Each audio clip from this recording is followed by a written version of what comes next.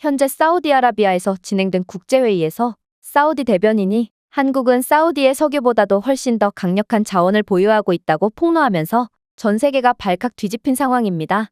그리고 이러한 한국의 예상치 못한 막대한 천연자원으로 인해 중국은 닥쳤던 갯골이 되어 완전히 할 말을 잃고 말았다고 하는데요.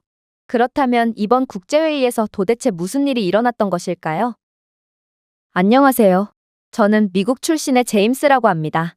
저는 현재 미국 외교부에서 중동 및 아랍 지역을 총괄하고 있고 요즘 에너지 자원에 대한 중요성이 나날이 강조됨에 따라 저는 더더욱 핵심적인 역할을 수행하며 조국을 위해 일하고 있는데요. 그런데 이번에는 사우디아라비아에서 그 어느 때보다 중요한 회의가 열리게 되었습니다. 그건 바로 사우디아라비아 2030 비전을 앞두고 사우디 측에서 국제회의를 개최하게 된 것인데요.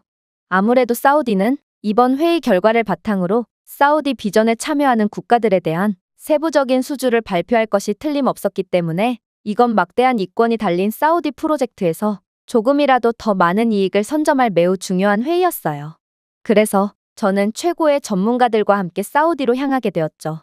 그런데 저는 분명 미국 최고의 전문가들과 함께 했음에도 회의장에 도착하자마자 머리를 감싸쥐며 탄식을 할 수밖에 없었습니다. 이곳 회의에 참여한 모두는 정말 작정을 하고 나왔는지 회의장 내부에는 호락호락하지 않은 인물들로 가득 차 있었거든요. 일단 이번 회의에서 사우디아라비아 대표로 참여한 대변인 파이살부터가 그랬습니다. 그는 저와 하버드 대학교 동기 출신으로 학부 시절부터 매우 깐깐하고 원하는 것이 있다면 어떻게든 얻어내는 협상 능력으로 매우 유명했는데요. 그는 최소한의 비용으로 최대한 많은 것을 얻어내기 위해 절대로 칭찬하지 않고 비판만 하며 평가절하하는 지독한 협상 방식으로 유명했고 아무래도 이번에도 다른 협력 국가들에게 최대한 적은 수주 비용을 지급하기 위해 독서를 퍼부을 게 분명해 보였어요. 정말로 그는 회의가 시작되자마자 중국 측 외교부 관계자에게 독서를 퍼붓기 시작했는데요. 중국 측 외교부 관계자도 폭력적이고 거침없는 성격으로 매우 유명하고 몇몇 국제회의에서는 회의 중에 폭력 행위까지 사용했을 만큼 매우 감정적인 사람이었지만 파이살의 독설 앞에서는 마치 순한 아기양이 되어 새빨개진 눈에 눈물만 고일 뿐이더라고요. 솔직히 중국의 기술력은 아직도 불안정하고 형편없잖아요. 중국은 반도체 및 전기차 기술력에서 세계 최고의 자리를 차지했다며 자화자찬하고 있던데 도대체 누가 중국산을 기술력 때문에 쓸까요? 중국산은 그저 저렴한 가격 때문에 울며 겨자 먹기로 쓰는 게 다입니다. 중국은 도대체 무슨 자신감으로 이번 사우디 수주에 입찰을 한 거죠? 만약 정 입찰을 하려거든 기존에 중국이 제시한 가격에 반값으로 재입찰하도록 하세요. 우리에겐 한국이라는 좋은 옵션이 있고 기술 강국인 한국이 떡하니 존재하는 이상 중국은 우리에게 전혀 메리트가 없거든요. 이건 너무나도 도발적인 발언이었습니다. 여기에 있는 모두는 중국은 한국 이야기만 나오면 열등감의 이성을 잃는다는 사실쯤은 잘 알고 있거든요. 그도 그럴 것이 중국은 거의 대부분의 국가 수주에서 한국의 벽에 가로막혀 빛을 보지 못했는데요. 스마트시티면 스마트시티, 원자력 발전소면 원자력 발전소, 그리고 여러 반도체 관련 수주 등 중국은 저가 정책을 내세우며 결국에는 최종 경쟁 단계까지는 올라가지만 결국에는 압도적인 한국의 기술력을 이기지 못하고 늘 막대한 이권을 한국에 그대로 넘겨주어야만 했거든요. 그리고 특히나 이번 사우디의 수주는 거의 50조 원 이상이 걸린 초대형 중에서도 초대형 국가 수주였을 뿐더러 사우디와 함께하게 되는 국가는 그야말로 전 세계적인 신뢰를 얻음과 동시에 다른 추가적인 수주까지 챙길 수 있는 이점이 있었기에 경제적 이익뿐만 아니라 세계적인 신뢰도를 그 누구보다 갈구하는 중국 입장에서는 이번 수주는 목숨을 걸어야 하는 매우 중요한 수주였어요. 그리고 이번에도 한국에 가로막혀 중국의 꿈이 물거품이 될 위기에 놓이자 중국 측 관계자는 새빨개진 눈을 부라리며 거침없는 발언을 하기 시작했죠. 그래봤자 한국은 자원도 없는 국가 아닌가요? 요즘 시대는 자원이 국가의 경쟁력을 좌우합니다. 사우디가 석유 덕분에 부강해졌듯 중국 또한 희토류를 통해 전 세계에 막대한 영향력을 행사하고 있고 이 밖에도 여러 자원을 통해 아무도 넘볼 수 없는 강력한 나라로 발돋움했습니다. 그러나 한국은 어떤가요? 한국은 자원이 단 하나도 없는 국가로 요즘 같은 자원 싸움 시대에 그야말로 경쟁력이 아예 없는 국가라고 할 수 있습니다. 과연 이런 쓸모없는 한국과 손을 잡는 것이 사우디의 국익에 옳은 방향이라고 할 수 있을까요? 이번 프로젝트는 장기 프로젝트인데 자원이 없는 한국의 한계는 명확하고 결국 한국은 지속적인 성장을 이뤄내지 못하고 중국에 따라잡히고 말 것인데 말이에요. 이러한 중국 측의 주장에 회의장 내부에는 공감의 물결이 일기 시작했습니다. 사실 요즘 그동안은 아무런 국가적 영향력도 내보이지 못했던 인도네시아 등의 동남아 국가들이 반짝드는 이유도 이러한 막대한 자원 때문이거든요. 그런 면에서 자원이 전무한 한국은 아무리 기술력이 출중하다고 해도 그 한계점이 명확하다고 할 수 있었어요. 그러나 역시나 대변인 파이살은 만만한 녀석이 아니었습니다. 그는 중국 측의 유리한 말은 절대로 해주지 않겠다는 듯 다시금 경쟁을 부추기기 시작했거든요. 그런데 중국이 자원을 운운할 국가는 아니지 않나요? 중국이 가지고 있는 자원들은 전부 다른 국가들에서 빼앗아온 것들로 애초에 중국의 것이 아니므로 장기적인 관점으로 봤을 때 이러한 자원들이 계속해서 중국의 손에 붙어 있을지는 아무도 모르는 거거든요. 중국이 그렇게나 자랑하던 히토류만 해도 그렇습니다. 이건 중국의 자원이 아닌 내몽골의 것으로 중국은 히토류 채굴에 관해 내몽골과 지속적인 분쟁을 겪고 있어요. 즉, 중국은 남이 나라에서 강제로 히토류 채굴을 하고 있는데 이건 지속 가능한 자원이라고 볼 수 없어요. 리튬은 또 어떻고요? 배터리와 전기차의 필수적인 리튬은 티베트 지역에 상당량이 매장되어 있고 중국은 티베트를 착취해서 리튬을 채굴하고 있을 뿐이죠. 천연가스도 마찬가지예요. 중국은 천연가스 보유국이라며 목에 핏대를 세우고 있지만 사실 이러한 천연가스는 신장 지역에서 채취하는 것으로 중국은 천연가스를 위해 위구르족들을 전부 몰아내버렸어요. 하지만 중국의 가장 소름돋는 착취는 따로 있죠. 바로 이들은 2억만 리 떨어져 있는 아프리카 국가들까지 착취하고 있거든요. 중국은 부채 함정 외교를 통해 아프리카의 광물들을 전부 착취하고 있죠. 즉, 중국의 자원들은 전부 착취나 침략으로 얻은 것들인데 이게 어떻게 중국의 것이라고 할 수 있단 말인가요? 중국은 영원한 건 없다는 것을 아직도 깨닫지 못한 것 같은데 자신의 것이 아닌 것을 취하려 하는 자는 그 말로가 비참할 뿐입니다. 사우디아라비아도 이러한 자원은 영원하지 않다는 것을 잘 알기에 2030 비전을 통해 기술 발전에 박차를 가하는 것이고 이게 바로 여러분들이 이곳 사우디에 모인 이유입니다. 그리고 한국의 자원이 없긴 왜 없나요? 한국은 사우디아라비아의 석유보다 훨씬 귀중한 자원들이 넘쳐나는 국가이고 덕분에 현재 세계에서 가장 잠재력이 높은 국가로 꼽히고 있는데 말이에요. 물론 한국은 석유도 금광도 천연가스도 없는 국가입니다.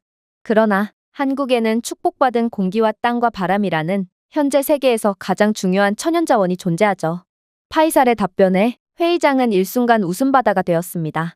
아니, 공기와 땅과 바람이라니 도대체 만화 속에서나 할 법한 대답을 이러한 엄숙한 회의장에서 짓거리다니 저는 순간 파이살이 장난을 친 건가 싶어 정신이 아득해졌는데요.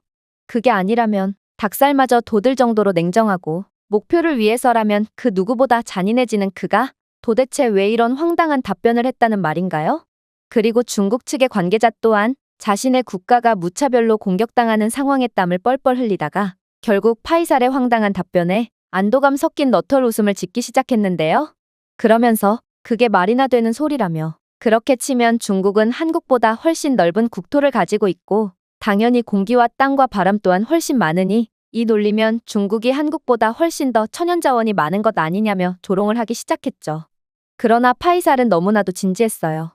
그리고 이내 도저히 믿기지 않는 주장을 시작했고 회의실은 이내 잔인한 침묵으로 가득 차기 시작했죠. 당신은 현재 한국이 얼마나 큰 이익을 보게 되었는지 아직도 모르고 있군요. 안타깝네요.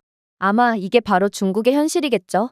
하지만 미국은 한국이 어떤 무지막지한 자원을 가지고 있는지 알고 있으리라 생각됩니다. 당연한 거죠. 미국은 한국에 천문학적인 투자를 할 예정이거든요. 미국의 각종 글로벌 기업들만 해도 한국에 30조 원 이상의 초대형 투자를 할 계획이니 한국은 정말로 석유보다도 값진 자원을 가지고 있다고 할 수 있을 테죠. 자, 중국 측 관계자는 바보 같은 표정을 짓지 말고 제 말을 잘 들어보세요. 당신 말대로 한국은 수십 년 동안 천연자원을 제외한 모든 것을 갖춘 나라로 묘사되었어요. 한국은 유전도 없고 금광도 없고 광활한 가스나 석탄 평원도 없죠. 그럼에도 불구하고 한국은 반도체, AI 인프라, 데이터 센터 등 인류 역사상 가장 발전된 기술의 중심지로 부상했어요. 그리고 더 이상의 발전은 없을 것처럼 여겨지는 것과는 달리 한국은 최근 들어 더욱 가파른 발전 속도를 보이고 있죠. 도대체 어떻게 된 일일까요? 물론 한국은 세계 최고 수준의 인적 자원을 기반으로 매우 똑똑한 방법으로 발전을 꾀했다는 건 모두가 알고 있는 사실입니다. 그러나 그런 것 치고서도 한국의 첨단 기술은 이상하리만큼 우수하죠.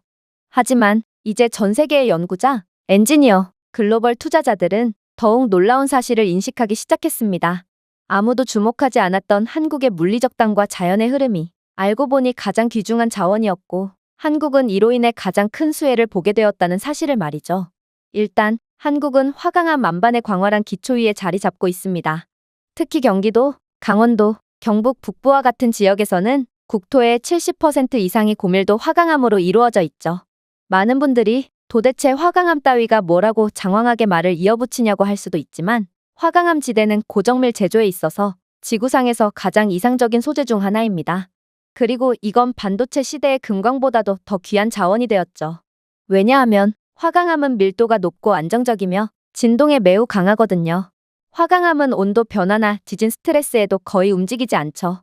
현대의 반도체 생산은 원자에 가까운 정밀도에 도달했기 때문에 이는 상당히 중요합니다. 우수한 반도체 칩과 결함 있는 반도체 칩의 차이는 인간이 느끼기 힘든 작은 진동으로도 완전히 갈릴 수 있는데요. 심지어 매우 작은 지진 활동이나 기계적 소음에도 바닥에 미세한 진동이 발생하여 반도체의 성능에 결정적인 영향을 줄 수 있기에 5나노미터 미만의 칩을 놓고 경쟁하는 요즘의 시대에서 땅의 안정성은 매우 중요하다고 할 수 있습니다. 생각해보세요. 반도체 생산 공정은 1나노미터 이하의 미세한 정렬이 핵심입니다. 그리고 반도체 공장은 10나노미터 수준의 진동에도 오차로 인한 불량이 발생할 수 있죠. 그러나 한국의 화강암이 풍부하고 저진동 구역은 초정밀 칩 제조를 가능하게 합니다. 특히 미세한 진동으로 인해 수율이 저하될 수 있는 5나노미터 이하의 노드 기술에서 매우 중요한데, 이러한 영역은 차세대 AI, 모바일 및 방위용 칩의 필수적인 정밀 포토리소그래피 및 클린룸 작동을 가능하게 합니다. 현재 전 세계에서 3나노미터 이하의 최고급 반도체 칩 생산이 가능한 국가는 세 손가락에 꼽힐 정도고, 한국은 그 중에서도 가장 품질이 좋은 3나노미터 반도체 칩을 생산하고 있습니다. 그리고 한국은 이러한 신이 내린 자연 환경에서 기존의 상식을 뛰어넘는 새로운 고성능의 반도체 칩 생산을 준비 중이죠. 그러나 다른 국가들은 아무리 연구를 해봤자 3나노미터 반도체 생산이 한계로 꼽히고 있습니다. 왜냐하면 화강암 지반이 아닌 곳에서는 필연적으로 약간의 진동이 발생할 수밖에 없고, 결국 이러한 자연 조건의 한계로 인해 이보다 더욱 품질이 좋은 반도체를 생산할 수가 없게 되기 때문이죠. 물론 대부분의 국가들은 아직도 한국의 3나노미터 반도체 기술을 따라오지 못하고 있기 때문에 자연 조건의 한계를 언급하는 건 아직 시기상조이지만 말입니다. 파이살의 주장은 분명 충격적이었습니다. 도대체 그는 어떻게 한국에 투자를 할 거라는 미국의 기밀 정보까지 알고 있을 수 있단 말인가? 그리고 다른 국가들이 이러한 최근 들어서야 각광을 받게 된 한국의 신이 내린 자연환경에 대해 알게 된다면 그만큼 한국에 투자를 하려는 경쟁은 치열해져 비용 상승으로 이어질 수 있기 때문에 저는 상당한 부담감과 당혹감을 느낄 뿐이었어요. 그러나 중국 측 대변인은 끈질기더군요. 역시 그도 파이살 못지않은 독설가이자 매우 화가 많기로 유명한 인물답게 그는 잠시 당황하나 싶더니 이내 반박을 이어가기 시작했거든요. 그래요. 한국의 화강암 지대가 반도체 생산에 매우 유리하다고 합시다. 그런데 그게 뭐 어쨌다는 건가요? 화강암 지대를 가진 국가는 그렇게 많지 않은 게 사실이지만 그래도 한국만이 유일한 화강암 지대를 보유한 국가는 아닙니다. 즉 다른 국가들은 한국이 아닌 다른 국가들에 투자를 할 수도 있고, 결국 한국은 화강암 지대로 인해 그다지 많은 이익을 취할 수는 없다는 말입니다. 그러자 파이살은 냉소 섞인 비웃음을 보일 뿐이었습니다. 그는 중국 측 관계자를 한심하다는 듯 쳐다보더니 이내 놀라운 답변을 해오기 시작했죠. 정말 몰라도 너무 모르는군요. 당신 같은 사람이 수십조, 수백조 원이 오가는 사우디 프로젝트 회의에 오게 되었다는 것이 정말 놀라울 정도로요. 자, 일본과 대만, 미국의 경우에도 분명 화강암 지대가 존재합니다. 그러나 이들 국가들마저 한국에 투자를 하려고 막대한 자금을 준비 중이죠. 왜 그럴까요? 왜 이들은 구태여 자국의 화강암 지대를 놔두고 한국에 투자를 하려는 거냐는 말입니다. 사실 이건 매우 간단한 문제예요. 일본과 대만은 여러 화산 지대와 지진이 활발한 지역에 위치해 있거든요. 즉, 이들은 화강암 지대를 갖고 있더라도 매우 불안정한 조건을 가졌고 상당한 진동에 지속적으로 노출이 된 환경을 가졌다는 말입니다. 미국의 뉴햄프셔와 콜로라도에도 화강암 지대가 존재합니다. 그러나 화강암 지대는 너무나도 분산되어 있고 이들 지역은 산업 중심지에서 너무나도 멀리 떨어져 있는 지역이기에 이러한 자연 조건으로 이익을 볼 수 있는 상황이 아닙니다. 그러나 한국은 이들 국가와는 차원이 다른 조건을 가지고 있죠. 한국은 화강암 지대 근처에 첨단 도시와 명문대학교, 안정적인 전력망과 물류허브 등 반도체 공장에 매우 적합한 인프라를 가지고 있거든요. 또한 지진에 관해서도 한국은 반도체 공장 건설에 특화된 조건을 가지고 있다고 할 수 있죠. 한국은 일본이나 대만과 달리 유라시아 지각판의 안정적인 가장자리에 위치해 있고 연간 30회 미만의 거의 없는 지진 발생과 지진이 발생하더라도 대부분 규모 3.5 미만의 약한 지진만이 발생하거든요. 심지어 한국은 산업지역에서 발생한 규모 7.0 이상의 지진 이력이 전혀 없고 이 안정성은 반도체, 광학, 양자 컴퓨팅과 같은 나노 규모의 정밀 산업에 매우 중요하다고 할 수 있습니다. 그러나 한국의 가장 축복받은 부분은 따로 있습니다. 그건 바로 얕은 화강암 안반층이죠. 한국의 화강암은 특히 중동부 지역에서 비교적 얕은 수심에 위치하는 경우가 많거든요. 이는 반도체 공장의 안정성을 더할 뿐만 아니라 지형이나 기후 또한 높은 접근성을 보장하기에 한국은 그야말로 나라 자체가 반도체 제작에 특화된 국가라고 말할 수 있는 것이죠. 이러한 한국의 화강암 지대 위에 지어진 반도체 공장은 진동 차폐력이 2배 이상 뛰어나며 지진에 대한 안정성도 3배 이상 우수하기에 전 세계 모든 국가들, 심지어 화강암 지대를 갖고 있더라도 기타 여러 가지 조건에 부합하지 않는 일본, 대만, 미국 등에서도 한국의 시설을 건설하거나 공동 개발을 하기 위해 천문학적인 자본을 투자하는 것입니다. 자, 한국은 화강암 기지 덕분에 세계에서 지질학적으로 가장 안정적인 산업용지의 메가 반도체 공장을 건설할 수 있게 되었습니다. 실제로 평택에 위치한 삼성의 400조 원 규모의 캠퍼스와 이천과 용인에 위치한 SK 하이닉스의 대표 반도체 공장은 전부 화강암 플랫폼에 건설되었죠. 저는 단순한 과학 이야기를 하고 싶은 게 아닙니다. 경제적인 이야기를 하고 싶을 뿐이죠. 한국의 최첨단 반도체 수출액은 현재 연간 140조 원을 넘어섰으며 이 중 50조 원 이상이 초미세 공정에 직접 연결되어 있습니다. 그러니 한국의 화강암 기반암은 단순한 암석이 아니라 수백억 원 혹은 미래 가치 수백조 원 규모의 국가 자산이라고 할 수 있는 것이죠. 생각해보세요. 만약 한국이 강원도와 경기 북부 지역의 안정적인 화강암 지대에서 메가 반도체 공장을 2개 더 확장한다면 경제 생산량은 그야말로 폭발을 하게 됩니다. 연간 수출액은 100조 이상 증대될 것이고 4만 5천 개의 직간접 일자리가 생기겠죠. 아마 이쯤 되면 많은 분들이 착각을 하실 수도 있을 것 같은데 한국은 국가 성장률이 무궁무진한 개발도상국의 국가가 아니라는 것입니다. 오히려 한국은 개발을 할 만한 것들이 그리 많이 남지 않은 인류의 선진국이죠. 그럼에도 이 정도로 많은 일자리와 기회들이 창출된다는 것입니다. 즉, 한국의 화강암 지형은 단순한 수동적인 특징이 아니라 21세기 가장 수익성이 높은 기술 분야에 대한 대규모 투자를 정당화하는 플랫폼이라는 것이죠. 한국의 화강암 기지는 무진동 건설에 이상적이며 한국이 세계에서 가장 안정적인 반도체 공장, AI 서버팜, 입자 실험실을 건설할 수 있게 해줄 것입니다. 특히나 퀄컴, 암드 같은 글로벌 기업들은 한국의 화강암이 풍부하고 진동이 없는 지역에서만 필요한 정밀도를 달성할 수 있기 때문에 삼성과 SK 하이닉스를 통해 한국의 파운드리 생산에 의존하고 있습니다. 이뿐만이 아닙니다.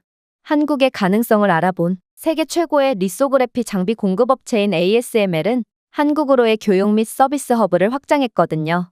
자, 이로 인해 한국이 얼마큼의 천문학적인 이익을 얻게 될지 예상이나 가시나요? 더 많은 공동제작, 공동연구 및 공급망 자산을 유치하면 한국의 반도체 관련 외국인 직접 투자가 연간 200조 이상 증가할 수 있습니다. 하지만 가장 놀라운 점은 따로 있죠. 한국의 생산량과 장비 라이선스 수익 증가는 외국 고객을 위한 공동 생산을 포함하여 연간 100조 원 이상의 수출 가치를 창출할 수 있거든요. 미국, EU 및 엔비디아, 인텔, 애플, TSMC와 같은 글로벌 기술 기업들은 점점 더 최첨단 칩을 설계, 프로토타입 또는 제조하기 위해 한국 시설이 필요해질 것이고 이로 인한 미래 가치는 감히 계산할 수도 없을 지경이기 때문입니다. 다시 말하지만 한국은 아직도 기회나 발전할 거리가 많은 개발도상국이나 중진국쯤이 아닙니다. 한국은 세계 최고의 기술 강국이자 선진국이고 다른 선진국들처럼 국가 성장률이 거의 정체된 국가입니다. 그러나 현재 막대한 기회를 얻게 된 한국은 마치 개발도상국에서 볼 법한 두 자릿수의 국가 성장률을 연이어 기록하며 더더욱 부강해질 일만 남았다는 것입니다. 그야말로 한국은 사우디의 석유보다도 훨씬 강력한 자원을 가진 셈이죠. 기술 발전이 현재와 같이 고도로 발전되지 않았을 때야 석유가 가장 강력한 천연자원이었지만 지금과 같이 고도로 발전된 문명하에서는 한국의 화강암 지대야말로 석유의 역할을 대체하게 된다는 것입니다. 자, 이제 중국 측에게 다시 묻겠습니다. 당신들은 사우디가 바보로 보였습니까? 제가 왜 한국에 대한 찬사를 늘어놓기 바쁠까요? 왜 사우디가 중국이 아닌 한국에 더 많은 일감을 몰아주고 한국과 더욱 밀접한 관계를 맺기를 원할까요? 간단합니다. 한국과 손을 잡아야 세계에서 가장 품질이 좋은 반도체를 장기적으로 공급받고 또 한국은 분명 얼마 있지 않아 반도체 혁신으로 인해 더욱 작고 정밀한 반도체 칩을 개발할 것인데 이때 사우디가 가장 먼저 공급받음으로써 막대한 이익을 취하려고 하는 것이죠. 즉, 한국이야말로 사우디 2030 비전의 핵심적인 국가이자 어쩌면 더욱 빠르고 성공적으로 프로젝트를 완성할 수 있는 열쇠의 역할을 수행하게 된다는 것입니다. 덧붙이자면 한국의 화강암 지대는 중국처럼 착취로 인해 얻은 자원이 아니므로 지속 가능하다는 점에서 중국과는 궤를 달리한다고 볼 수 있을 것 같네요. 파이살의 충격적인 주장에 중국 측 관계자는 분노와 공포로 얼굴이 완전히 일그러졌습니다. 정말로 동남아 국가들처럼 자신들보다 약한 국가의 관계자들에게는 욕짓거리와 고성을 서슴지 않았을 뿐만 아니라 각종 폭력적인 행위까지 일삼았던 중국 측 관계자가 파이살의 주장에 눈물까지 글썽이며 어쩔 줄 몰라 하는 모습을 보니 강자에게는 꼼짝도 못하는 중국의 상황에 통쾌함마저 들 정도였는데요. 하지만 파이살은 이렇듯 눈에 눈물이 잔뜩 고여 뚝뚝 떨어지기 직전인 중국 측 관계자의 눈에서 기꺼이 눈물을 죄다 뽑아내고 말겠다는 듯 더욱 충격적인 주장을 해오기 시작했어요. 중국 측의 반응을 보니 아무래도 중국은 한국이 고꾸라지기만을 염원하는 것 같군요. 그런데 어쩌죠? 이야기는 한국의 땅속에서만 멈추지 않거든요. 위를 올려다보면 한국의 또 다른 숨겨진 자원인 동해 기류 통로가 등장하는데 이러한 동해의 기류야말로 한국의 천문학적인 이익을 가져다 줄 거거든요. 한국의 동해안, 특히 강릉, 삼척, 울진에서는 보기 드문 자연 현상이 발생하는 거 아시나요? 태백산맥은 차갑고 건조한 대륙 공기를 해안으로 가두고 흐르는데 이 기류는 1년 평균 기온이 약 13에서 섭씨 15도에 달하고 습도는 인근 국가보다 훨씬 낮죠. 또한 공기 흐름은 연중 일정하다는 점은 다른 국가들의 자연 조건과 완전히 차별화되는 부분입니다. 자, 이게 뭐가 그렇게 대단한 조건이라고 과장을 하냐고요? 저기 머리를 감싸쥐고 고뇌하는 중국 측을 보세요. 정말 감이 없어도 이렇게 없을 수가 있나요? 지금 기술 회의를 하러 와서는 저렇게 눈치가 없어서야 참으로 한심합니다.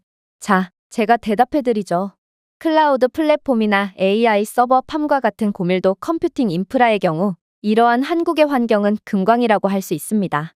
데이터 센터를 운영하는 데 있어 냉각은 가장 비용이 많이 드는 부분 중 하나이며 종종 전체 전력의 40에서 50%를 소비하거든요. 하지만 한국 동해안 회랑에서는 자연 조건으로 인해 냉각 수요가 최대 30% 감소하여 전력과 배출량을 모두 획기적으로 절감할 수 있습니다. 그렇다면 여기서 여러 의문이 제기되겠죠. 이러한 조건은 한국에만 있는 것이 아닌 다른 국가에서도 찾아볼 수 있다며 말입니다. 그러나 안타깝게도 이러한 조건조차 한국에만 존재합니다. 일본 근처 해역에도 한국과 비슷한 조건의 지형이 존재하지만 습도가 거의 90%에 달할 정도로 높고 고도로 도시화되었기 때문에 데이터 센터 건설에 적합하지 않거든요. 미국의 동부해안도 마찬가지입니다. 계절마다의 온도 변화와 기류 변화가 극심하기 때문입니다. 스웨덴과 노르웨이는 데이터 센터를 짓기엔 너무 춥고 또 인프라가 희소해서 데이터 센터 건설에 부적합하죠. 그러나 온화한 대기 통로와 이용 가능한 토지, 안정적인 전력, 그리고 광섬유 근접성과 일치하는 몇 안 되는 조건을 가진 나라가 바로 한국입니다. 특히나 서울과 가까운 거리는 인프라 근접성, 인재 공급, 에너지 그리드 면에서 막대한 이익을 얻을 수 있는 부분이고 한국은 첨단 사이버 보안 면에서 세계 최고 수준을 자랑하는 국가답게 데이터 센터의 정보 유출 가능성도 거의 없기에 더더욱 많은 글로벌 기업들이 한국을 선택하고 있는데요. 이러한 한국의 조건은 열 부하를 줄여주어 서버팜의 자연스러운 패시브 냉각과 데이터 센터의 활성 HVAC 인프라에 대한 수요 감소로 많은 기업들의 상당한 이익을 안겨다 줄 수 있습니다. 실제로 KT, LG CNS, 네이버 등의 기술 기업들은 이 지역의 주요 데이터 허브를 구축하고 있는 상황인데요. 현재 글로벌 트렌드가 데이터 센터인 것처럼 한국의 데이터 센터 산업은 2027년까지 10조 원을 돌파할 것으로 예상되며 그 성장의 상당 부분이 신기술이 아닌 날씨에 힘입은 것이라는 것을 고려해 본다면 한국은 정말로 석유보다도 훨씬 더 강력한 천연 자원을 가지고 있다고 할 수 있는 것입니다. 한때 단순한 바람으로만 치부되던 것이 이제는 수조 원에 달하는 경제 성장의 흐름이 되었으니 말이죠. 특히나 각종 AI 플랫폼 및 클라우드 기술의 발전으로 인해 현재 데이터 센터의 중요성은 그 어떠한 기술 인프라보다 중요하게 되었는데요. 실제로 아마존, 마이크로소프트, 구글 클라우드, 오픈 AI와 같은 글로벌 데이터 센터 운영업체는 AI 인프라를 운영하기 위해 저비용, 안정적, 지속 가능한 냉각이 필요한데 이들은 AI 및 클라우드 인프라를 운영하기 위해 시원하고 습도가 낮으며 저렴한 지역을 절실히 찾고 있거든요. 또한 싱가포르, 인도, 일본 또는 유럽 일부 지역과 같은 나라들은 극심한 더위, 습도 또는 제한된 토지 접근성으로 고통받고 있고 이들 국가들에서 나온 기업들도 데이터 센터를 건설하기 위해 필요 이상의 비용을 지출하고 있는 상황입니다. 그러나 대부분의 글로벌 데이터 센터는 사막이나 도시 지역에 위치해 있어 대규모 에어컨이 필요하며 이는 비용이 많이 들고 지속 가능하지 않죠.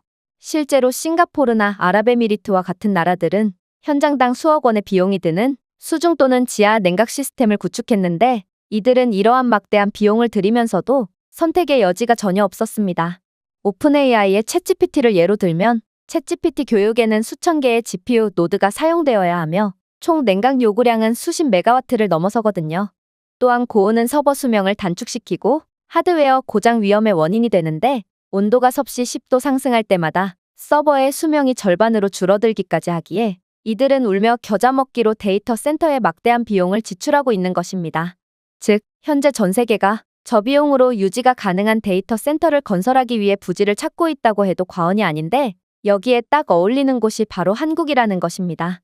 실제로 벌써부터 여러 글로벌 기업들의 러브콜을 받고 있는 한국은 글로벌 기업을 위한 AI 인프라 호스팅을 통해 임대료, 에너지 사용료, 인프라 서비스에서 연간 100조 원의 수익을 창출할 수 있으며 2030년까지 엣지 컴퓨팅, 사이버 보안, 청정에너지 시스템 분야에서 최대 3만 개의 새로운 일자리를 창출할 수 있는데요.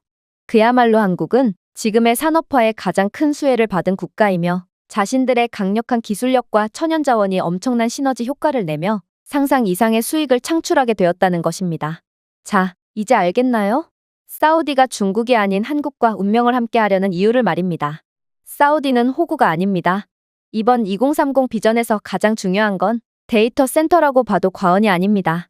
사우디의 스마트 시티에 사용될 각종 AI 기술과 AI 플랫폼을 유지하려면 강력한 데이터 센터가 필수적이거든요. 이러한 상황에서 만약 사우디가 한국과 친하게 지낼 수만 있다면 사우디는 엄청난 유지 비용이 드는 데이터 센터에 천문학적인 자본을 투자하는 것 대신 저렴한 비용으로 한국의 데이터 센터를 이용할 수 있을 것입니다. 사우디는 자원으로 막대한 이익을 보고 나라 발전을 꾀한 나라답게 자원이 얼마나 중요한 것인지 그 누구보다 잘 알고 있습니다. 그러니 21세기를 주름잡게 될 한국과 손을 잡고 미래를 계획하는 것이죠. 자, 질문이 있습니까? 저는 큰 충격을 받을 수밖에 없었습니다. 그리고 그건 회의실에 있던 모두가 특히나 중국 측 관계자가 가장 그랬죠. 절대로 남을 칭찬하는 법이 없던 파이살이 이렇게나 한국을 극찬하며 치켜올리는 데는 다 이유가 있던 거였고 저는 아무리 동맹국이라지만 한국에 미친 듯한 저력의 공포에 질릴 수밖에 없었는데요. 한국은 그간의 자원이 없던 서름에서 벗어나 이제는 자신들의 강력한 기술력과 각광받는 자원으로 인해 미국보다도 강력한 경쟁력을 갖게 되었거든요. 사우디는 미국조차 두려워하지 않고 제멋대로 행동하기로 유명한 국가인데 이런 통제불능의 국가조차 한국 편의 찰싹부터 알랑방귀를 뀌고 있을 정도니 한국이 향후에 어느 정도 수준의 발전을 꾀할지는 안 봐도 어느 정도 유추가 갔죠. 그렇게 회의는 사우디가 일방적인 한국 편을 드는 것으로 끝이 났습니다. 각종 사업은 한국이 전부 꿰차게 되었고 중국은 그야말로 찬밥 신세가 된 채 버려졌죠. 도대체 자원을 등에 업을 한국이 어느 정도로 발전을 하게 될지 저는 호기심보다 두려움을 더욱 느끼며 긴장하며 회의실에서 퇴장할 뿐이었어요. 한국은 해외로 노동력 수출이나 하는 빈민국입니다. 그런데 이런 나라가 도대체 무슨 강점이 있단 말인가요? 여기 한국은 기대할 것이 전혀 없는 후진국이라고 주장하는 독일군 장교가 있습니다. 그런데 그녀는 그러한 한국에 대한 편견에 사로잡혀 있던 와중 한국에 관한 충격적인 영상을 시청하게 되었고 결국 그 자리에서 선체로 굳어버리고 말았다고 하는데요. 그렇다면 그녀가 대체 어떤 영상을 시청했던 것일까요? 안녕하세요. 저는 독일 출신의 앙케라고 합니다. 저는 현재 독일군 장교로 복무 중이고 조국을 지키는 신성한 일을 한다는 점에서 엄청난 자부심을 가지고 있는데요. 하지만 이러한 제 조국에 대한 자부심은 최근에 일어난 일련의 사건으로 인해 완전히 박살이 나고 말았습니다. 그건 바로 한국 때문인데요. 개발자로서 그 누구보다 엄청난 커리어를 자랑하고 있던 여동생 마리가 돌연 한국 기업으로부터 이직 제안을 받았다며 자신은 이 제안을 받아들이고 한국에서 살 거라는 충격적인 말을 해왔거든요. 이건 정말 말도 안 됐습니다. 독일은 유럽에서 최고로 부유한 국가고 기술력 또한 유럽을 선도하고 있어서 유럽인들 대부분은 독일에서 일자리를 가지는 것을 꿈처럼 여기며 수많은 유럽인들이 독일로 몰려오고 있거든요. 그런데 독일 최고의 인재인 마리가 돌연 한국 같은 가난한 국가로 떠나겠다니 이건 마리가 협박을 당했거나 미치지 않고서는 절대로 불가능한 선택이었습니다. 저는 군인이기 때문에 꽤나 보수적인 가치관을 갖고 있다는 점은 인정하겠습니다. 하지만 제겐 나름의 그럴 만한 이유가 존재합니다. 바로 제 할아버지는 젊으셨을 적에 광산회사에서 일하셨고 수많은 한국인 노동자들을 직접 경험한 분이셨기 때문이죠. 할아버지께서는 당시 수많은 한국인 노동자들이 독일 광산 노동자로 보내졌고 간호사 인력 역시도 대거 독일로 보내졌다고 했는데요. 이렇듯 너무나도 가난해서 인력을 해외로 수출하는 나라가 불과 수십 년 만에 역으로 독일로부터 인력을 수입해오게 되었다니 이건 지나가는 개도 안 웃을 말도 안 되는 소리였습니다. 물론 할아버지께서는 한국인들에 대한 엄청난 칭찬을 하시긴 했어요.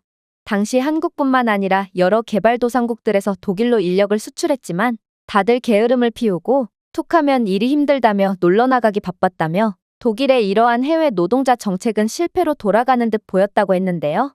그러나 오직 한국인들만은 유일하게 다른 외국인 노동자들과는 완전히 다른 모습을 보여줬다고 했습니다. 한국인들은 어떤 상황에서도 근면성실했고 극한의 조건에서도 늘 서로 힘을 합치며 역경을 이겨냈다고 했거든요.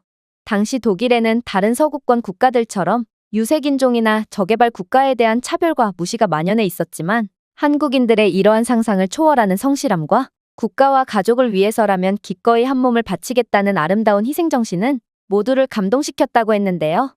그래서 할아버지는 이러한 한국인 노동자들의 노고와 헌신을 수십 년이 지난 지금까지도 기억하시며 한국의 저력은 그 어떤 나라도 감히 흉내내지 못할 거라며 과거 회상을 하곤 하셨죠. 할아버지는 웬만해서는 칭찬이나 입에 바른 말을 하시는 성격이 아니었기에 그런 할아버지가 한국을 칭찬했다면 한국은 정말로 배울 점이 많은 국가임에는 틀림이 없을 것입니다. 하지만 상식적으로 그렇게나 가난했던 한국이 독일을 압도할 만큼 경제적으로 부유해졌다는 것은 도저히 믿기 어려웠습니다. 모든 것은 단계가 있기 마련이고 한 나라가 발전을 꾀할 때 다른 나라들은 가만히만 있지는 않으므로 이러한 국가 간의 경제적 격차를 극복하는 건 거의 불가능하다고 볼 수 있거든요. 실제로 세계 역사를 통틀어봐도 중진국에서 선진국으로 발전한 나라 자체가 존재하지 않을 뿐더러 독일은 선진국에서도 가장 강력한 영향력을 발휘하는 국가라고 볼 수 있는데요. 그런데 얼마 전까지만 해도 개발도상국이었던 한국이 중진국과 선진국의 벽을 뛰어넘어 이제는 독일의 인재들을 전부 빨아들이기까지 하는 지경에 이르렀다니 이건 5살짜리 어린아이도 안 믿을 법한 동화 같은 소리였어요. 하지만 마리는 단호했죠. 마리는 한국의 기술력은 이미 독일을 추월한 지 오래라며 독일은 특유의 보수적인 사회 분위기와 현재의 상황에 안주하려는 경향 때문에 기술력이 정체되었다고 했는데요. 따라서 자신은 더 이상 독일에서 배울 것이 없기에 한국으로 넘어가 더 훌륭한 인재로 거듭나고 싶다고 주장하더라고요. 심지어 그녀는 한국이 만약 가난한 국가였다면 어떻게 한국 기업에서 자신이 현재 독일에서 받는 연봉보다 더 높은 금액을 제시할 수 있었겠냐며 제가 지금 한국에 관해 아예 모르고 있다는 점만 보더라도 독일의 폐쇄적이고 새로운 것을 두려워하는 모습이 여실히 드러난다며 고개를 가로저었죠. 저는 정말 화들짝 놀랄 수밖에 없었습니다. 마리는 매우 착한 아이로 언니인 제게 좀처럼 말대꾸를 하는 법이 없었을 뿐더러 그녀 또한 저만큼이나 조국을 사랑하는 애국자였거든요. 하지만 도대체 한국이 마리를 어떻게 구워 삶았으면 동생이 저 정도로 홀려버려 정신조차 제대로 못 차리게 된 건지 저는 야비한 한국에 대한 분노의 감정까지 느끼고 말았습니다. 그리고 저는 동생을 위해서라도 무슨 수를 써서라도 마리가 한국에 가지 못하게 만들어야겠다고 다짐했어요. 아무래도 마리는 한국 기업의 약점이 잡혀 협박을 당하고 있는 게 분명했고, 이게 아니라면 동생의 행동은 좀처럼 설명이 안 됐거든요. 그런데 그 즈음, 저는 충격적인 소식 하나를 접하게 되었습니다. 그건 바로 국방회의 중에 벌어진 일이었는데요. 독일군 참모는 현재 독일군의 전력은 상상 이상으로 약화된 상태라며 늙어버린 독일군은 더 늦기 전에 혁신을 통해 군사력 증강을 이뤄내야 한다며 목소리를 높이더라고요. 그런데 그는 뒤이어 한국을 언급하며 만약 독일이 한국과 같은 국방혁신을 이뤄내지 못한다면 독일은 몇 년 내로 유럽 최강의 군사강국의 자리를 내어주게 될 뿐만 아니라 강대국의 지위까지 상실하게 될 거라는 상상치도 못한 말을 해오는 거 아니겠어요?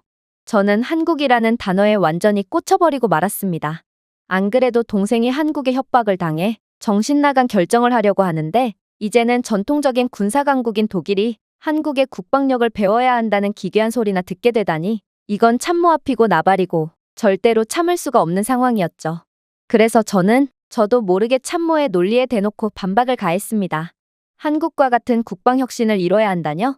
그 말씀은 한국이 독일의 군사력보다 강력한 군사력을 가지기라도 했다는 말씀이신가요? 저는 정말 이해가 가지 않습니다. 보통 누군가에게 배워야 하는 경우 자신보다 강력한 존재에게나 배울 점이 있지 약한 존재 따위에겐 아무런 배울 점이 없거든요. 도대체 지금 무슨 말을 하고 계신 겁니까? 제 말에 참모는 정말 예상치도 못했던 경악스러운 답변을 해오기 시작했습니다. 당신은 아직도 수십 년 전에서 생각이 정체되어 있군요. 물론 군인은 어느 정도의 보수적인 사고를 갖고 있어야 하는 건 맞습니다. 그러나 당신처럼 꽉 막힌 태도로 세상을 본다면 그리고 그런 자가 독일군의 간부라면 독일군의 미래는 암담하기만 하군요. 이미 정체되어 버린 독일군과는 달리 한국의 군대는 지속적으로 발전하고 성장하고 있습니다. 이들의 군사력 순위는 세계 5위로 이는 아시아 전통 군사대국인 일본을 추월한 수치인데요. 그런데 어떻게 이런 나라를 무시할 수가 있는 건지 저는 당신이 과연 장교로서의 자질이 있는지조차 의심스럽네요. 그런데 한국의 가장 두려운 점이 무엇인지 아십니까? 바로 한국의 군사력 순위는 계속해서 오르고 있는 추세일 뿐만 아니라 이들의 방산산업은 급속도로 거대해지고 있다는 점입니다. 분명 수십 년 전까지만 해도 탱크 한 대 없고 소총 한자루 못 만들던 한국은 이제는 독일의 방산산업의 파이마저 전부 빼앗아가고 있을 정도로 이들은 엄청난 방산 기술력을 가지게 되었거든요. 그리고 독일은 이 분야에서 꽤나 오랫동안 정체되었다는 것을 고려해본다면 한국은 이 추세대로 몇 년 내로 독일을 추월하여 방산 산업에서의 정상의 자리를 꿰차게 될 가능성이 높다고 볼 수 있습니다. 이러한 참모의 말에 회의실에 있던 모두는 고개를 끄덕이며 수긍하는 반응을 보이는 매우 이상한 태도를 보였는데요.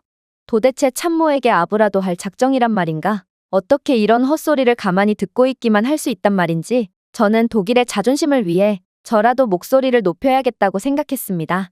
글쎄요, 이건 정말 말이 안 됩니다. 현재 전 세계 국가들이 독일산 무기를 구매하기 위해 번호표를 뽑고 대기 중인데 도대체 여기에 한국산 무기 따위가 낄 자리가 어디에 있다는 말이죠? 물론 한국은 매우 성실하고 저력이 있는 국가라는 점은 인정하겠습니다. 하지만 이건 그저 한국은 유망주 국가일 뿐이라는 것을 의미하지 독일을 뛰어넘는 군사강국이라는 것을 의미하지는 않습니다. 초등학생 축구 유망주가 건장한 성인 국가대표팀 선수를 이길 수 있을 거라고 생각하시나요? 이건 말도 안 되는 궤변이라고요.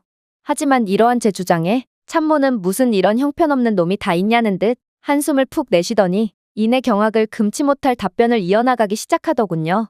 지금 전 세계가 독일산 무기를 구매하기 위해 번호표를 뽑고 기다리고 있다고요? 도대체 누가 그런 헛소리를 했단 말인가요? 지금 독일의 방산사업은 전례 없는 위기를 맞이했습니다. 독일의 주요 고객층이었던 국가들이 이제는 저렴한 데다 성능까지 훌륭한 한국산 무기를 구매하며 독일 무기를 외면하고 있거든요. 그리고 이러한 한국의 방산산업은 현재 급속도로 독일의 파이를 빼앗아가며 엄청나게 거대한 규모로 성장한 상태입니다. 다시 말하지만 이 추세라면 독일은 수년 내로 한국의 방산산업에 완전히 역전당하게 될 것이고 그동안 무기를 팔아서 얻은 수익으로 국방비를 충당하던 것도 더 이상 불가능하게 되겠죠. 독일의 군대 시스템 자체가 괴멸 상태에 이르게 된다는 것입니다. 독일의 중요한 고객이었던 폴란드가 한국과의 대규모 방산 계약을 체결한 것을 좀 보세요. 이건 분명 독일이 가져갔어야 할 이익이었지만 이러한 이득은 한국이 독차지하게 되면서 우리는 거대 규모의 계약을 빼앗기고 말았습니다. 그러나 폴란드는 그저 시작일 뿐이죠. 폴란드의 경우처럼 우리의 중요 고객들은 계속해서 한국을 선택하고 있는 추세거든요. 그 대표적인 예로 호주를 들 수 있겠군요. 호주는 최근 들어 국방비에 엄청난 예산을 쏟아붓고 있는 국가로 호주는 독일산 무기를 여러 차례 구매한 중요 고객이기에 당연히 이번에도 독일산 무기를 선택할 것을 예상했습니다. 그러나 호주는 이러한 독일의 생각을 비웃기라도 하듯 고민조차 하지 않고 한국산 무기를 수입하는 대규모 계약을 맺게 되었죠. 그 이유가 대체 뭘까요? 간단합니다. 한국이 만들어낸 K9 썬더 자주포는 첨단 성능을 자랑할 뿐더러 검증까지 된 무기이기 때문이죠. K9 썬더는 첨단 탄약을 사용하여 분당 최대 6발을 발사할 수 있는 52구경 155mm 대포와 40km 이상의 항속거리를 자랑합니다. 또한 자동 화재 제어 시스템과 신속한 대응 기능으로 현대 전투 시나리오에 매우 중요한 정밀한 이동식 화력까지 제공하죠. 거기에 더해 K9 자주포는 튀르키예, 노르웨이, 핀란드, 에스토니아에서 운용되며 다양한 지형과 기후에서 그 효과를 입증했고 전 세계적으로 수천 대가 판매되며 이미 그 신뢰성이 입증된 무기입니다. 이는 독일의 세계 최강이라고 불리는 펜저하우비츠 2000 자주포와도 별반 다르지 않은 성능 수준입니다. 펜저하우비츠 2000과 K9 자주포는 사거리와 발사 속도는 비슷하지만 오히려 독일 자주포는 한국만큼 강력한 화재 제어 시스템이 구현되어 있지 않아서 가혹한 환경에서 약점을 보여주고 있거든요. 이건 정말 놀라운 모습입니다.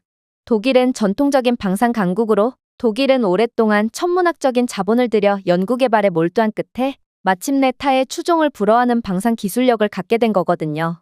그런데 한국은 이러한 수십 년 혹은 100년이 넘는 역사를 단숨에 깨부수며 역사상 유례없는 속도로 독일의 기술력을 따라잡은 것입니다. 어떻게 이런 일이 있을 수가 있는 것인지 이건 매우 기이한 일이라고 할 수 있지만 아무튼 이제 독일은 방산 기술력으로 다른 나라를 압도할 수가 없게 되었습니다.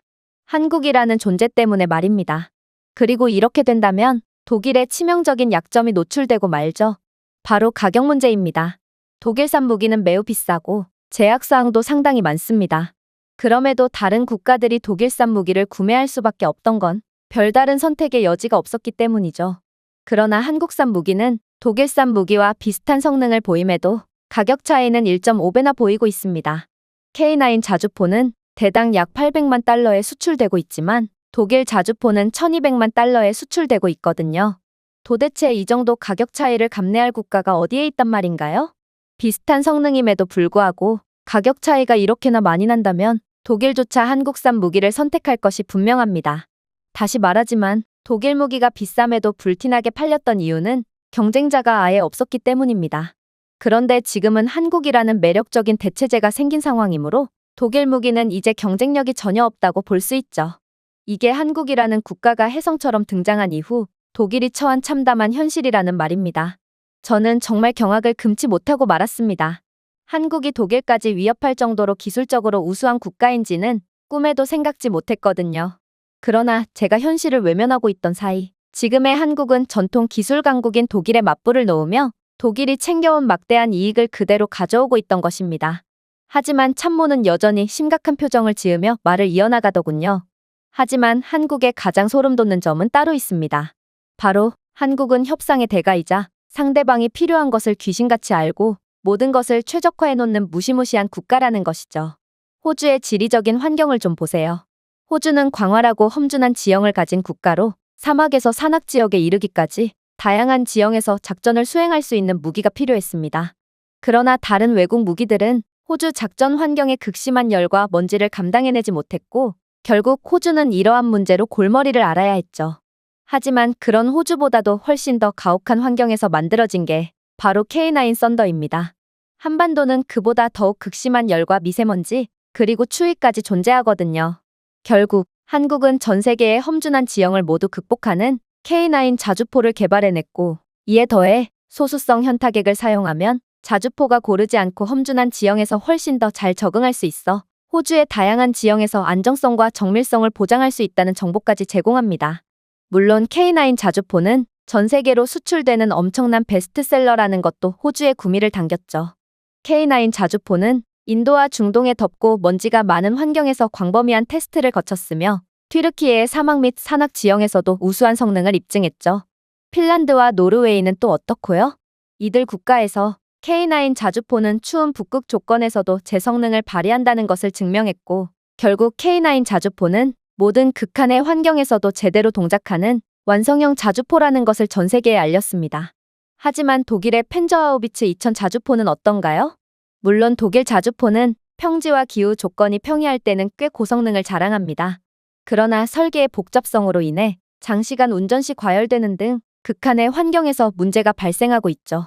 심지어 펜저하우비츠 2000 자주포는 사막 기후에서 과열이 과도하게 빠르게 된다는 한계를 보였고, 기존 서스펜션 시스템은 거칠고 고르지 않은 지형을 효과적으로 탐색하는 데 필요한 유연성을 제공하지 못하고 있습니다. 호주는 까다로운 조건에서도 잘 작동하는 자주포를 원했으므로 독일산 자주포가 눈에 들어올 리가 없었습니다. 결국 독일은 극한의 기후에서도 일관된 성능을 발휘하지 못하면서 한국에 완전히 뒤처지고 말았죠. 한국의 압도적인 모습은 이뿐만이 아닙니다. 한국은 방산 계약을 체결하면서 단 한 번도 시간 약속을 어기지 않고 매우 빠르게 인도를 완료하는 것으로 정평이 나 있는 국가거든요. 한국은 간소화된 제조 공정을 구현했고, 이러한 높은 생산 능력과 약속을 어기지 않는 책임감을 통해 전 세계에서 가장 빠른 무기 인도 속도를 보이고 있습니다. 반면에 독일은 어떤가요? 독일은 분명 경쟁력이 저하되었지만 아직도 독일산 무기는 대체제가 없는 최강인 줄 착각하고 있습니다. 애초에 독일의 펜저하우비츠 2000 자주포는 생산 주기가 상당히 길매도 독일은 매 계약마다 몇 년이나 생산을 추가적으로 지연시키며 약속을 지키지 않았고, 또 거기에 더한 인건비와 재료비 상승을 무기를 수입해주는 국가에 전부 청구하고 있습니다. 상황이 이러니 호주에 있어 독일산 무기는 하나부터 10까지 전혀 매력이 없을 수밖에 없는 것입니다. 이게 바로 한국의 무서운 점입니다. 한국은 단 한 가지의 단점도 없는 전방위적인 부분에서의 강점을 보이고 있습니다. 그리고 해당 국가가 무엇을 원하는지, 그리고 무엇을 필요로 하는지를 귀신같이 파악하고 어떻게 해서든 그러한 조건을 맞춰버리죠. 독일의 될 대로 되라 시계 태도는 이제 한국의 기술력 추월로 인해 전혀 할 수가 없게 되었는데, 독일은 한국처럼 상대 국가에 최적화하여 어떻게든 물건을 판매하는 방법을 전혀 사용해 본 적도 할 능력도 없으므로 독일의 방산 산업의 전망은 암울하기만 합니다. 현재 한국이 독일의 방산 산업의 파이를 빼앗아오는 속도를 고려해 보건대 이 정도 속도라면 독일은 10년 내에 완전히 방산 최강국의 타이틀을 한국에 빼앗기게 됩니다. 그리고 그렇게 된다면 한국은 전 세계 방산 산업을 완전히 주무르며 이에 대한 막대한 이익을 얻게 되겠죠.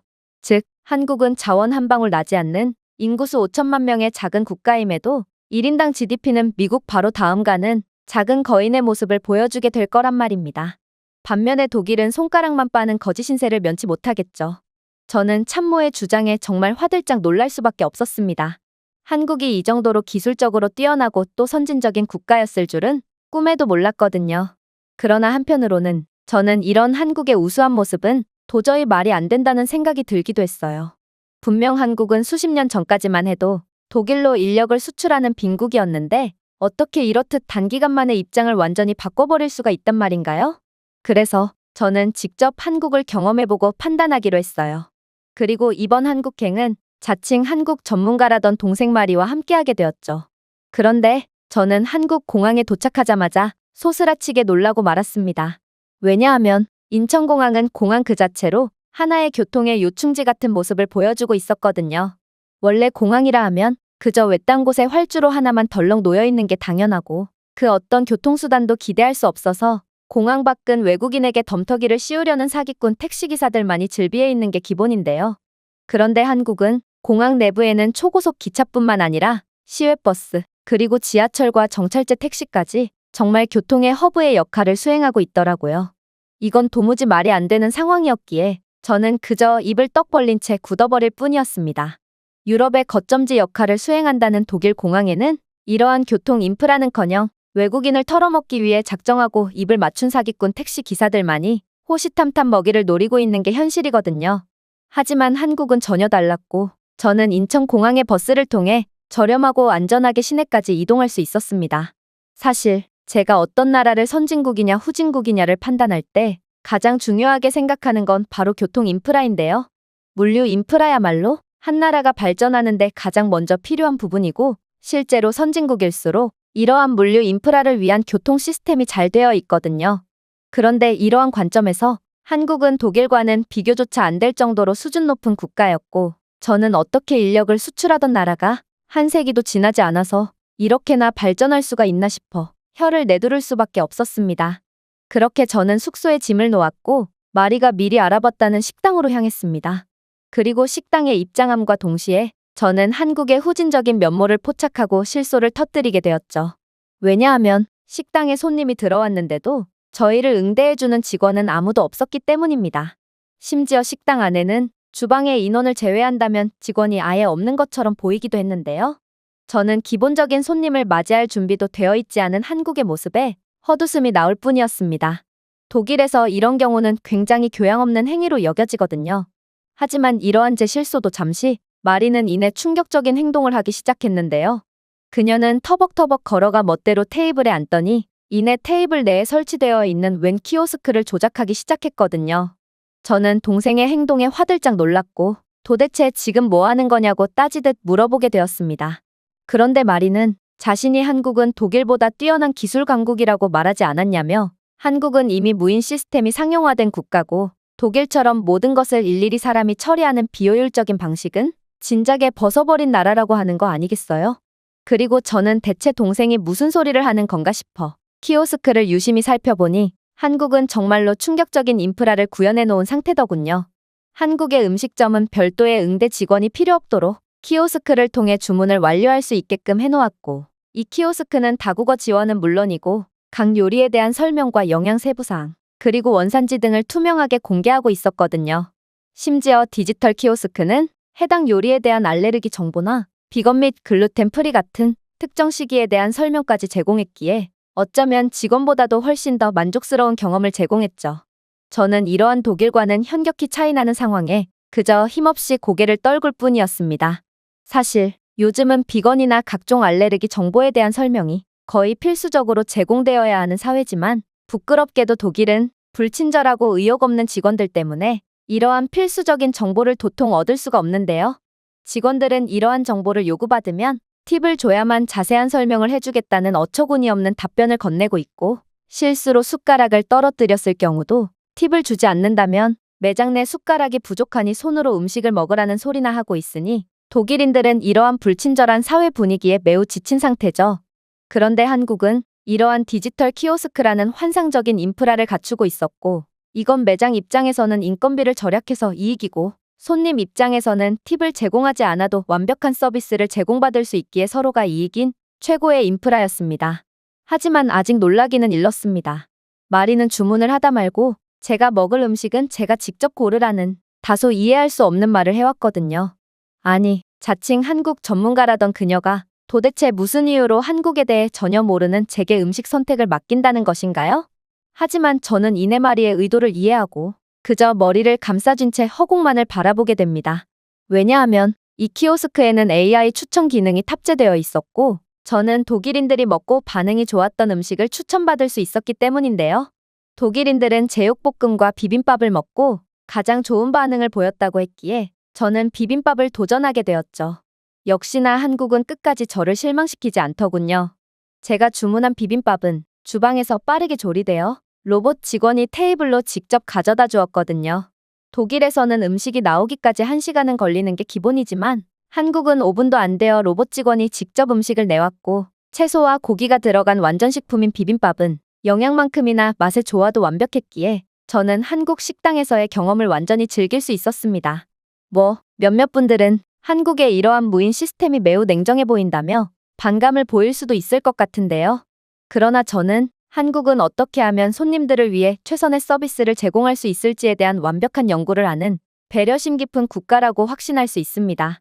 왜냐하면 한국 식당에서는 테이블에 휴대폰 충전이 가능한 무선 충전기까지 구비되어 있었기 때문이죠.